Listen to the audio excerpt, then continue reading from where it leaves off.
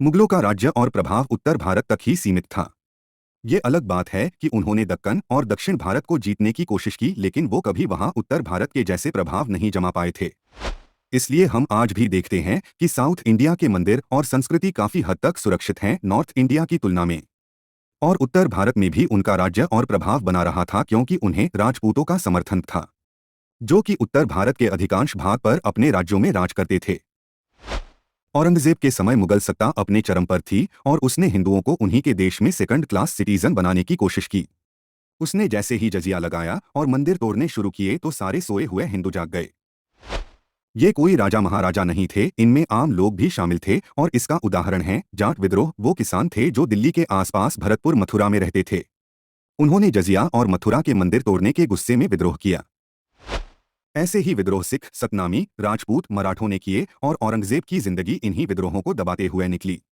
यहाँ सबसे इंटरेस्टिंग हिस्सा है राजपूतों का विद्रोह। अगर मैं मेवाड़ को न शामिल करूं तो वो राजपूत ही थे जिन्होंने मुगल शासन को भारत में मजबूत किया, उसे फैलाया और उसकी रक्षा की, और इसमें उनका स्वार्थ था, वो सत्ता के भागीदार थे। लेकिन औरंगजेब के आते ही सब बदल गया। उसने सबसे पहले टारगेट किया जोधपुर को, जहां उसने अजीत सिंह को मुस्लिम बनाने की कोशिश, लेकिन यहां महाराणा राजसिंह ने फिर से अपने वंश का गौरव बढ़ाया और जोधपुर की रक्षा के लिए उन्होंने दुर्गादास राठौड़ के साथ मिलकर जोधपुर और मेवाड़ को एक साथ संगठित किया। ये राजपूतों के विद्रोह की शुरुआत थी, लेकिन दुर्भाग्य ये था कि असमय महाराणा राजसिंह का 1680 में निधन हो गया और ये विद्रोह कमजोर पड़ गया, और फिर अजीत सिंह के दुर्गादास के प्रति शक ने इसे और कमजोर किया। लेकिन यहाँ से इतना साबित हो चुका था कि अब राजपूतों और मुगलों के रिश्तों की जड़ कमजोर हो चुकी हैं। इसी विद्रोह का दूसरा भाग शुरू होता है औरंगजेब की मौत के तुरंत बाद। जब बहादुर शाह को दिल्ली मिली तो उसने राजपूतों को निशाना बनाया और घटनाक्रम में उसने वहां टारगेट किया जो राजपूतों को मुगलों से जोड़ता था, जयपुर के कचवाह। ये उसकी सबसे बड़ी भूल थी। उसने जय सिंह से जयपुर छीन लिया और उसे एक मामूली जागीर बना दिया, और फिर उसने जोधपुर को घेर लिया। इससे वो हुआ जो पहले कभी नहीं हुआ, राजपूताना के 3 सबसे बड़े राज्य मुगलों के खिलाफ एक संगठन में आ गए, मेवाड़, जोधपुर और जयपुर। इसके लिए महाराणा की बेटी की शादी जय सिंह से हुई, जिसका बेटा जयपुर का शासक होगा, ऐसी संधि हुई। विद्रोह की अगुवाई दुर्गादास राठौड़ और जय सिंह ने की। इसके बाद इनकी सेना एक साथ आकर मुगलों पर टूट पड़ी और एक के बाद एक जोधपुर और आमेर को वापस से जीत लिया गया। इसी दौर मुगलों की तरफ से संघ को तोड़ने की और लालच देने की कोशिश की गई, लेकिन इस बार जय सिंह ने पीठ नहीं दिखाई।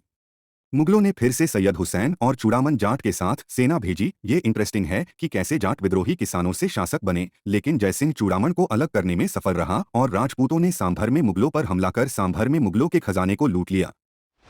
फिर सांभर का युद्ध, इनके बारे में आपको एनसीईआरटी में नहीं मिलेगा, हुआ, जिसमें राजपूतों में मुगल सेना को एक निर्णायक हार दी और फौजदारों समेत पूरी मुगल सेना का सफाया कर दिया, और इसमें 3000 से ज्यादा मुगल सैनिक मारे गए।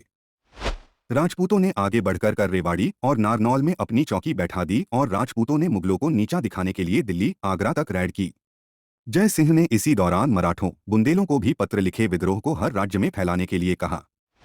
जब मुगल बादशाह को अपनी हार का पता लगा तो उसने राजपूतों की मांग मान ली और औरंगजेब के कब्जे किए क्षेत्र और उनके राज्य लौटा दिए।